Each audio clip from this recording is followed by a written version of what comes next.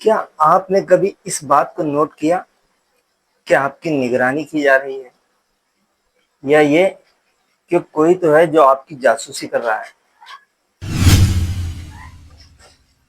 یہودیوں کی کتابوں میں جو تفاسیری کتب ہیں جیسے مدراش اور تالمود وغیرہ، ان کے اندر ایک بات لکھی ہوئی ہے جو دجال کے تعلق سے، جس میں یہ بات مینشن ہے کہ دجال جس جگہ قید ہے وہ اس جگہ رویا کرتا ہے اور یہودیوں کے حال پر غمگین رہا کرتا ہے، اور اس پر جو نگران فرشتے معمور ہیں وہ ان سے پوچھا کرتا ہے کہ مجھے یہاں سے آزادی کب ملیں گی۔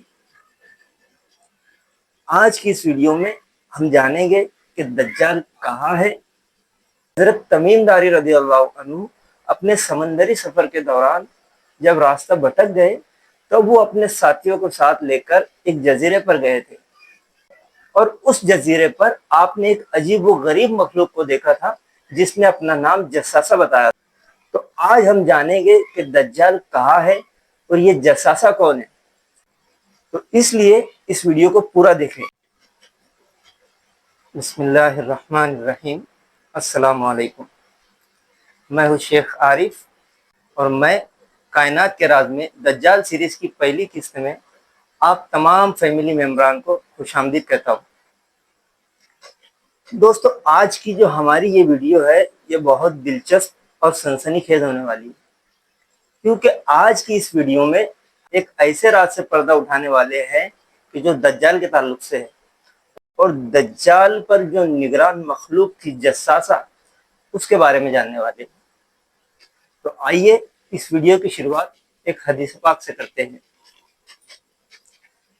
حدیث پاک کے خلاصے میں آتا ہے، دیکھیے جب بھی میں کوئی حدیث بیان کروں گا تو میں خلاصے کا لفظ استعمال کروں گا، کیونکہ میں کوئی عالم نہیں ہوں، بلکہ میں تو آپ جیسا ایک عام انسان ہوں۔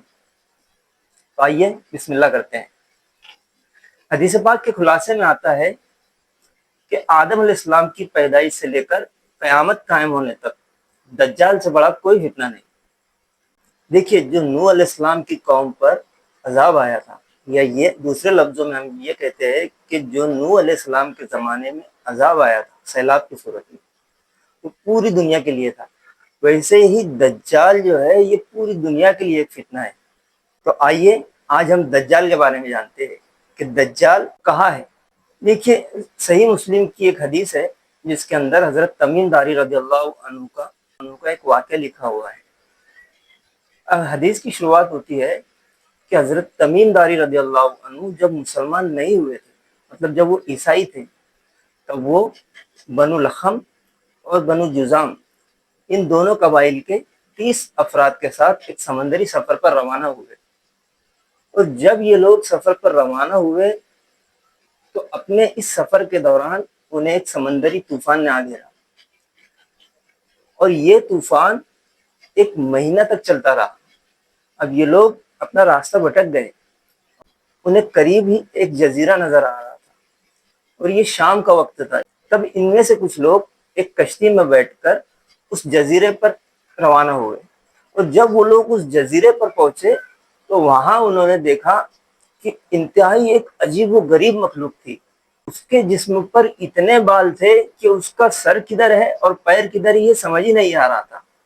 چنانچہ جب ان لوگوں نے اس مخلوق کو دیکھا تو اس سے کہا کہ تیرا ناس ہو، تو کیا چیز ہے؟ اس پر اس نے کہا کہ میں جساسہ ہوں۔ پھر اس نے کہا کہ تم لوگ یہ جو قلعہ نظر آ رہا ہے اس کے اندر چلے جاؤ، اس قلعے کے اندر چلے جاؤ، وہاں ایک شخص ہے جو تمہاری خبریں سننے کے لیے بےتاب ہے۔ تب یہ لوگ اس قلعے کی طرف روانہ ہوئے، انہیں یہ ڈر لاحق ہوا کہ کہیں یہ مخلوق شیطان تو نہیں۔ اب یہ لوگ جب اس قلعے میں پہنچے تو وہاں انہوں نے ایک آدمی کو زنجیروں میں جکڑا ہوا پایا کہ جو قد و کاٹ میں بہت مضبوط تھا، اور اس کے گھٹنوں سے لے کر ٹخنوں تک وہ زنجیروں میں بندھا ہوا تھا، اور اس کے ہاتھ اپنی گردن کے ساتھ زنجیروں میں بندھے ہوئے تھے۔ جب یہ لوگ اندر پہنچے تو اس نے پوچھا کہ تم کون لوگ ہو؟ تو ان لوگوں نے اپنا واقعہ بیان کیا کہ ہم طوفان میں راستہ بھٹک کر اس جزیرے کے پاس آ لگے، اور ہم کشتی میں بیٹھ کر اس جزیرے پر آئے۔ پھر انہوں نے سب بتایا کہ کیسے ہمیں وہ جانور ملا جس نے ہمیں تمہارے پاس بھیجا۔ اب ان لوگوں نے بتایا کہ ہم عرب سے آئے ہیں، ہم مسافر ہیں۔ تب انہوں نے اس شخص سے پوچھا کہ تم کون ہو؟ تو اس نے کہا کہ عنقریب تم یہ بات جان جاؤ گے۔ پھر اس نے ان سے سوال کیا کہ مجھے بیسان کے نخلستان کے بارے میں بتاؤ۔ تو ان لوگوں نے کہا کہ تم بیسان کے نخلستان کے بارے میں کیا بات جاننا چاہتے ہو؟ تب اس نے یہ کہا کہ مجھے یہ بتاؤ کہ وہاں پر پھل آتے ہیں یا نہیں۔ تب ان لوگوں نے کہا کہ ہاں وہاں تو بہت پھل آتے ہیں۔ اس پر اس شخص نے کہا کہ عنقریب وہاں پھل آنا بند ہو جائیں گے۔ پھر اس شخص نے ان سے دوسرا سوال کیا کہ مجھے تبریہ کی جھیل کے بارے میں بتاؤ۔ اب ان لوگوں نے اس سے سوال کیا کہ تم تبریہ کی جھیل کے بارے میں کیا بات جاننا چاہتے ہو؟ تو اس شخص نے کہا کہ مجھے یہ بتاؤ کہ اس کے اندر ابھی بھی پانی موجود ہے یا نہیں۔ اس پر ان لوگوں نے اسے یہ جواب دیا کہ ہاں وہاں تو ابھی بھی پانی موجود ہے۔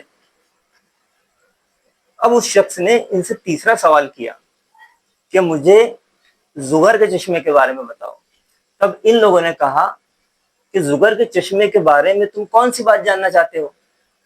اس پر اس شخص نے کہا کہ مجھے یہ بتاؤ کہ زغر کے چشمے میں اب بھی پانی ہے اور لوگ اس پانی سے اپنی کھیتی باڑی کرتے ہیں۔ تو ان لوگوں نے کہا کہ ہاں وہاں تو ابھی بھی بہت پانی ہے اور لوگ اس سے آج بھی اپنے کھیتوں کی آبیاری کرتے ہیں۔ اس پر اس شخص نے کہا کہ عنقریب یہ چشمہ سوکھ جائے گا اور مجھے یہاں سے نکلنے کی اجازت مل جائے گی۔ پھر اس شخص نے ان سے کہا کہ میں دجال ہوں اور عنقریب مجھے یہاں سے خروج کی اجازت مل جائے گی۔ اچھا، دجال نے ان سے ایک سوال اور کیا کہ مجھے نبی امی صلی اللہ علیہ وسلم کے بارے میں بتاؤ۔ تو ہم نے کہا کہ کیا بات جاننا چاہتے ہو؟ تو اس نے کہا کہ انہوں نے کیا کیا؟ تو حضرت تمیم داری رضی اللہ عنہ نے کہا کہ وہ مکہ سے ہجرت کر کے مدینہ آ چکے ہیں۔ پھر اس نے کہا کیا ان میں اور عربوں میں جنگ ہوئی ہے؟ تو ہم نے کہا کہ ہاں، اور وہ عربوں پر غالب آئے ہیں۔ تب اس نے کہا کیا واقعی وہ عربوں پر غالب آ چکے ہیں؟ کہا کہ ہاں وہ پورے عرب پر غالب آ چکے ہیں اور عربوں نے ان کی اطاعت قبول کر لی۔ اس پر اس نے کہا ان لوگوں نے بہتر کام کیا۔ اب دجال نے ابتدا میں جو 3 سوالات کیے کہ مجھے بیسان کے نخلستان کے بارے میں بتاؤ، تو دوسرا سوال اس نے جو کیا تھا کہ مجھے تبریہ کی جھیل کے بارے میں بتاؤ، اور تیسرا سوال جو اس نے کیا تھا کہ مجھے زغر کے چشمے کے بارے میں بتاؤ۔ تو دجال نے جو یہ 3 سوالات کیے، یہ تینوں سوالات اپنے آپ میں بہت گہرائی رکھتے ہیں۔ تو آئیے ان تینوں سوالات کو سلسلہ وار طریقے سے جانتے ہیں۔ دجال نے اس جماعت سے جو پہلا سوال کیا کہ مجھے بیسان کے نخلستان کے بارے میں بتاؤ۔ اب دیکھیے، بیسان کا نخلستان جو ہے، یہ بیسان نامی شہر فلسطین میں ہوا کرتا تھا، جسے حضرت عمر رضی اللہ عنہ نے اپنے دور خلافت میں، اس وقت جو کمانڈر تھے حضرت شرحبیل بن حسنہ رضی اللہ عنہ، انہوں نے اس شہر کو فتح کیا تھا، اور یہ شہر 1924 تک خلافت عثمانیہ کے انڈر میں آتا تھا۔ اب ہوا یہ کہ جب 1924 میں خلافت عثمانیہ کو سقوط ہوا، جب خلافت ٹوٹ گئی اور عرب ممالک کئی حصوں میں تقسیم ہو گئے، تب یہ حصہ یعنی بیسان شہر کا حصہ اردن، جو کہ ایک اسلامک ملک ہے، ان کے انڈر میں چلا گیا۔ اب ہوا کچھ یوں کہ 1948 میں جب عرب اور اسرائیل وار ہوئی، تب یہ شہر اسرائیل کے انڈر میں چلا گیا۔ اب اس شہر کے بارے میں 6 ہجری کے ایک مورخ اور سیاح جن کا نام علامہ یاقوت حموی ہے، وہ اپنی شہرہ آفاق کتاب معجم البلدان میں لکھتے ہیں کہ میں کئی بار بیسان شہر میں گیا، مگر میں نے وہاں اپنے سفر کے دوران صرف 2 ہی کھجوروں کے باغ دیکھے۔ اس بات سے یہ معلوم ہوتا ہے کہ پہلے کبھی یہاں کے باغات بے انتہا پھل دیا کرتے تھے۔ اب علامہ یاقوت حموی کی تاریخ وفات 626 ہجری میں بنتی ہے۔ اب ہوا یوں کہ بیسان میں درختوں پر یعنی جو باغات تھے وہاں پھل آنا بند ہو چکے ہیں، گویا دجال کے خروج کی پہلی علامت پوری ہو چکی ہے۔ اچھا، دجال کا دوسرا سوال تھا کہ مجھے تبریہ کی جھیل کے بارے میں بتاؤ کہ وہاں پانی ہے یا نہیں ہے۔ تو یقیناً تبریہ جھیل کے پانی سوکھنے سے دجال کا کوئی تعلق ہے، تو آئیے آج ہم اسے بھی جانتے ہیں۔ دیکھیے، تبریہ جو جھیل ہے یہ اسرائیل کے انڈر میں آتی ہے، کیونکہ جب 1948 کی جو وار ہوئی تھی تب عرب ممالک کے بہت سے علاقے اسرائیل کے اندر چلے گئے۔ اب مسئلہ کچھ یوں ہے کہ تبریہ جھیل کا جو پانی ہے یہ میٹھا ہے، یہ پینے کے کام آتا ہے، مگر آپ تصویر میں دیکھ سکتے ہیں کہ سال در سال دن بدن تبریہ جھیل کا پانی سوکھتا جا رہا ہے، جبکہ اسرائیلی گورنمنٹ نے اس کے اندر پانی قائم رہے اس کے لیے جو بحر عرب ہے یہاں سے پائپ لائن کے ذریعے پانی لاتے ہیں اور اس جھیل میں پانی کو ڈالا جاتا ہے اور اس پانی کو فلٹر کیا جاتا ہے، جس پر بہت سارے اخراجات آتے ہیں۔ مگر حیرت کی بات یہ ہے کہ اتنی سب کوشش ہونے کے باوجود بھی تبریہ کی جو جھیل ہے اس کا پانی حیرت انگیز طور سے اور بنا کسی وجہ کے سوکھتا جا رہا ہے۔ گویا دجال کے خروج کی دوسری علامت بھی پوری ہونے کے قریب ہے۔ اب ہم تیسری بات کی طرف آتے ہیں کہ اس نے کہا تھا کہ مجھے زغر کے چشمے کے بارے میں بتاؤ، کیا لوگ اب بھی اس چشمے کے پانی سے کھیتی کرتے ہیں یا نہیں؟ اب دیکھیے، زغر کا چشمہ یہ بحر مردار یعنی جو ڈیڈ سی ہے اس کے قریب واقع ہے۔ چشمے کا نام زغر اس لیے پڑا کہ حضرت لوط علیہ السلام کی دو بیٹیاں تھیں، جن میں جو آپ کی بڑی صاحبزادی تھی ان کا نام روبا تھا اور جو چھوٹی صاحبزادی تھی ان کا نام زغر تھا۔ اور جب آپ کی بڑی صاحبزادی کا انتقال ہوا تو انہیں ایک چشمے کے قریب دفن کیا گیا، جس کی وجہ سے اس چشمے کا نام عین روبا پڑ گیا۔ اور جب آپ کی دوسری صاحبزادی کا انتقال ہوا تو انہیں بھی ایک چشمے کے قریب دفنایا گیا، جس کی وجہ سے اس چشمے کا نام زغر کا چشمہ ہو گیا۔ اب چشمے کو عربی میں عین کہتے ہیں تو اس لیے اس کا نام عین زغر پڑ گیا۔ اب حیرت کی بات ہے کہ زغر کا چشمہ بھی سوکھتا چلا جا رہا ہے، گویا دجال کے خروج کی تیسری علامت بھی پوری ہونے کے قریب ہے۔ اب ہم آتے ہیں اس بات کی طرف، جب یہ لوگ اس جزیرے پر پہنچے تھے یعنی حضرت تمیم داری اور ان کے ساتھ جو لوگ تھے، جب یہ لوگ اس جزیرے پر پہنچے تھے تو وہاں پر انہوں نے انتہائی بالوں والی ایک مخلوق کو دیکھا تھا، اور جس پر انہوں نے اس سے سوال کیا تھا کہ تو کون ہے، اور اس نے بتایا تھا کہ میں جساسہ ہوں۔ اب جساسہ کہتے ہیں جاسوس یا جاسوسہ کو۔ اس بات سے ہمیں یہ پتہ چلتا ہے کہ جاسوسی دجال کا ایک اہم حربہ ہوگا، جس سے وہ پوری دنیا کو اپنے کنٹرول میں رکھیں گا اور پوری دنیا میں جو کچھ ہو رہا ہے وہ اپنی اکلوتی آنکھ کے سامنے رکھیں گا۔ تو آئیے دیکھتے ہیں کہ دجالی نظام شروع ہو چکا ہے یا نہیں۔ دیکھیے، کچھ سالوں سے پوری دنیا کو ایک نظام سے متعارف کرایا جا رہا ہے اور جس کا نام سیکیورٹی پرپس کے لیے استعمال ہوتا ہے۔ مثلا یہ کہ ہر ملک اپنے رہنے والے باشندے کے لیے کارڈز کی صورت میں ان کی ڈیٹیل اکٹھا کر رہا ہے، اور اس کی وجہ یہ بتائی جاتی ہے کہ یہ ملک کی سلامتی کے لیے ہے۔ دیکھیے، ان چیزوں کا استعمال اگر تعمیری کام کے لیے ہے تو یہ کام بہت اچھا ہے، مگر اگر اس کا مس یوز کیا گیا تو اس کے خطرناک نتائج ہم سب کے سامنے آ سکتے ہیں۔ اب میں آپ لوگوں کے سامنے جو ڈیٹا رکھنے والا ہوں اس کو لکھنے والے کوئی مشرقی لوگ نہیں بلکہ مغربی لوگ ہیں، جن کے اندر میں کچھ کے نام آپ کے سامنے رکھتا ہوں۔ جارج ٹاؤن یونیورسٹی کے پروفیسر کیرول کویگلی 1966 میں ایک کتاب لکھتے ہیں جس کا نام ہے ٹریجڈی اینڈ ہوپ۔ اس کتاب میں آپ تحریر کرتے ہیں کہ کچھ گرینڈ ماسٹر لوگ پوری دنیا کے لوگوں کا ڈیٹا اکٹھا کر رہے ہیں، اور اس کے پیچھے منشا کیا ہے کہ دنیا میں ون ورلڈ آرڈر کا نظام نافذ کرنا۔ دوسرے رائٹر کا نام ہے فریٹز اسپرنگ مائر، اور یہ اپنی کتاب دا 13 سیٹنک بلڈ لائن اس کے اندر یہ لکھتے ہیں کہ راک فیلر اور روث چائلڈ جیسے خاندان پوری دنیا کے لوگوں کا جو ڈیٹا اکٹھا کر رہے ہیں، یہ لوگوں کی آزادی کے اوپر حملہ ہے۔ برٹش کے سپریم کورٹ کے وائس کونسلر جن کا نام نکولس براؤن ہے، انہوں نے 1992 کے اندر وہاں کی ہائی کورٹ کو یہ بتایا کہ ایجنسیز اور پولیس لوگوں کا جو ڈیٹا اکٹھا کر رہی ہے، جن کے اندر ان کے نام، پتے، فنگر پرنٹ، آنکھوں کے اسکین، فیس اسکین، یہ تمام چیزیں شامل ہیں۔ اس ریکارڈ کو کسی ایک جگہ رکھنا یہ لوگوں کی آزادی کے لیے بہت خطرناک ہو سکتا ہے۔ اب ہم یہ جانیں گے کہ یہ خطرناک کس صورت میں ہو سکتا ہے۔ اب دیکھیے، مثلا آج ہم کوئی بھی چیز کی خریداری کرتے ہیں تو کس چیز سے کرتے ہیں؟ اگر ہمارے پاس کیش ہوگا تو ہم کیش کے ذریعے کرتے ہیں، ورنہ آج جو نیا نظام متعارف ہو رہا ہے اس کے اندر ہم جو خریداری کرتے ہیں وہ کریڈٹ کارڈز کے ذریعے، ڈیبٹ کارڈز کے ذریعے یا آن لائن ٹرانزیکشن کے ذریعے ہم خریداری کرتے ہیں۔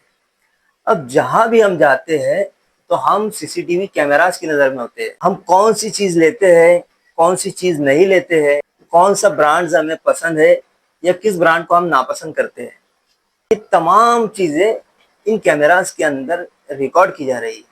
اور میں نے جو آپ کو نام بتایا، جیسے 2 کتابوں کے نام بتایا، میں چاہوں تو آپ کے سامنے اور بھی حوالے رکھ سکتا ہوں، مگر میں نے ان کتابوں میں جو چیزیں پڑھی تو ان چیزوں کو بیان کرتے ہوئے مجھے یہ سمجھ نہیں آ رہا کہ میں کون سی چیز آپ کے سامنے رکھوں اور کون سی چیز کو اسکپ کروں۔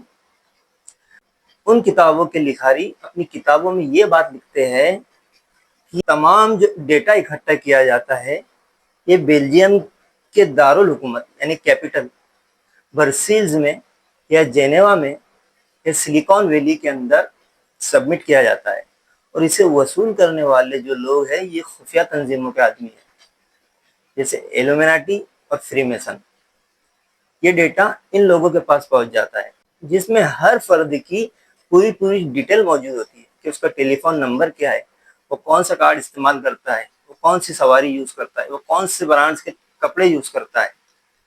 اور اس ڈیٹا کو اکٹھا کرنے والی کمپنیاں یہ اس ڈیٹا کو بہت سی کمپنیوں کے ساتھ شیئر کرتی ہے، جس میں ہوتا یوں ہے کہ مان لیجئے کہ ہم کسی شاپنگ مال میں خریدی کے لیے گئے، تو وہاں کیا ہوتا ہے کہ وہاں پر بہت سے بینکوں کے ورکرز بھی ہوتے ہیں کہ جو ہمیں کریڈٹ کارڈز کی آفر کرتے ہیں، کہ مثلا یہ کہ اگر آپ یہ کارڈ استعمال کریں گے تو آپ کی کارڈ کی لیمٹ اتنے لاکھ ہے، اور اس پر کون سی چیز پر کتنا ڈسکاؤنٹ ملے گا، کہ آپ اس سے آن لائن شاپنگ کریں گے تو آپ کو اتنا ڈسکاؤنٹ دیا جائے گا وغیرہ وغیرہ۔ اب پہلے ہوتا کچھ یوں تھا کہ آف لائن خریدی کرنے والا یا لین دین کرنے والا کا نام ظاہر نہیں ہو سکتا تھا، مگر آج جو کارڈز کی صورت میں اور جو ڈیجیٹل کرنسی یعنی آن لائن منی ٹرانزیکشن کی صورت میں نظام عمل میں لایا جا رہا ہے، اس سے پورا جو کام ہے وہ ڈیجیٹل ہو گیا ہے، اور اس سے ہوتا کیا ہے کہ پورا ریکارڈ جو ہے وہ کمپنیوں کے سامنے ہوتا ہے۔ اب اس پر مان لیجئے کہ اگر آپ نے XYZ کمپنی کا کریڈٹ کارڈ آپ یوز کر رہے ہیں، اب جو دوسری کمپنیاں آپ کا ڈیٹا شیئر کریں گی تو دوسری جو بینکنگ ہے یا جو فائنینشیل کمپنیاں ہیں یہ لوگ بھی آپ سے رابطہ کریں گے کہ آپ ہماری کمپنی کا یہ کارڈ استعمال کیجئے، فلاں کمپنی سے آپ کو اتنا بینیفٹ ہوگا، آپ کو اتنا ڈسکاؤنٹ ملے گا وغیرہ وغیرہ۔ یہاں تک کہ اگر ہم ٹریولز کے لیے جو ٹکٹ بنواتے ہیں، مثلا ریزرویشن ہو یا ہم ملک کے اندر ہی ایک جگہ سے دوسری جگہ فلائٹ کرتے ہیں، تو اس کے لیے بھی بہت سے ڈاکیومنٹ ہمیں دینا پڑتے ہیں، اور ان ڈاکیومنٹ کے اندر ہمارا پورا ڈیٹا موجود ہوتا ہے۔ اب آن لائن منی ٹرانزیکشن، اس کے ذریعے ہوتا کچھ یوں ہے کہ ٹرانزیکشن کرنے والے کی پوری ڈیٹیل وہ کارڈز کے اندر موجود ہوتی ہے، جس کی وجہ سے ہمیں کہیں بھی ٹریک کیا جا سکتا ہے۔ مثلا ہم نے کسی مال یا شاپنگ سینٹر سے کوئی چیز کو خریدا، تو خریدنے کا وقت، تاریخ، ٹائم، اور ہم نے کون سی چیز خریدی، یہ تمام ڈیٹا جو ہے یہ آن لائن موجود ہوگا، اور اس کو وہ لوگ دیکھ سکتے ہیں۔ دنیا میں جو خفیہ ایجنسیز ہے جیسے ایلومیناٹی اور فری میسنز، ان لوگوں کا اب اگلا قدم یہ ہے کہ کسی طریقے سے پوری دنیا کو کیش لیس کر دیا جائے، اور پورا ریکارڈ جو ہے وہ انٹرنیٹ کے ذریعے کیا جائے۔ مثلاً یہ کہ ہم کوئی بھی چیز کو خریدیں یا بیچیں، یعنی ہارڈ کیش جو ہے، جو ہمارے پاس نقدی کی صورت میں پیسہ آتا تھا، اس کیش کو مکمل طور سے بند کر دیا جائے اور اس کی جگہ آن لائن منی ٹرانزیکشن کا سسٹم شروع کیا جائے، جس کی وجہ سے کہ لوگوں کے ہاتھ میں جو کیش ہے یہ آنا بند ہو جائے گا اور پورا نظام ہے وہ آن لائن کے تحت چلے گا۔ اور آگے جا کر ان لوگوں کا پلان یہ ہے، جیسے فری میسن اور ایلومیناٹی یا بگ برادرز اور گرینڈ ماسٹر، جو پوری دنیا پر حکومت کرنے کا اپنا جو خواب دیکھ رہے ہیں، ان لوگوں کی چاہت یہ ہے کہ کسی طریقے سے تمام دنیا کو ایک نظام کے تحت، یا جسے ون ورلڈ آرڈر کے تحت، پوری دنیا کو ایک نظام کے اندر لایا جائے، اور وہ نظام مرکزی ہوگا، یعنی کوئی بھی پھر اس کے رول سے باہر نہ نکلے۔ یہ کچھ چیزیں تھی جو میں نے آپ کے سامنے رکھی ہیں کہ اس کا استعمال دجالی نظام کے لیے ہو سکتا ہے۔ دنیا میں جو گرینڈ ماسٹر لوگ ہیں یا بگ برادرز، یہ لوگ دجالی نظام کو رائج کرنا چاہتے ہیں کہ جس کے ذریعے پوری دنیا کو ون ورلڈ آرڈر کے تحت لایا جا سکے۔ یہ تھی وہ تمام ممکنہ چیزیں کہ جس کے ذریعے ہم دجال کے جساسہ کی نظر میں ہیں، یا یہ کہیے کہ ون آئی کی نظر میں ہے، ایک ایسی نادیدہ آنکھ جو ہمیں دکھائی نہیں دے رہی ہے مگر وہ ہماری ایک ایک حرکت کو نوٹ کر رہی ہے۔ اگر آپ کو یہ ویڈیو پسند آئی ہے تو اسے لائک اور شیئر کیجئے، اور ہاں، بیل آئیکن کے بٹن کو ضرور دبائیں تاکہ اگلی آنے والی ویڈیو آپ کو بر وقت مل سکے۔ اگلی ویڈیو میں ہم جانیں گے کہ دجال اس وقت کہاں ہے، مثلا یہ کہ وہ جزیرہ کون سا ہو سکتا ہے، اسے بھی ہم انشاءاللہ اگلی ویڈیو میں جانیں گے۔ السلام علیکم، اللہ حافظ۔